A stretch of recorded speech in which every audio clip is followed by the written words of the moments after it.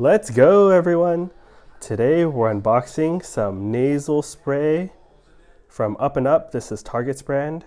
And as the packaging shows, this is designed specifically for babies, children, and adults.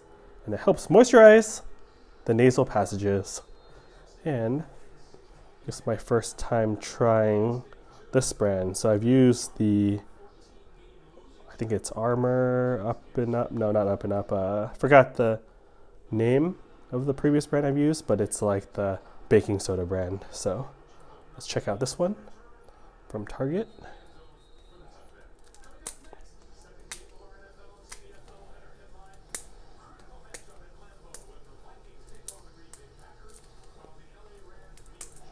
All right, sorry about that. Might need to get some, oh, no, there's a, trying to get the top off.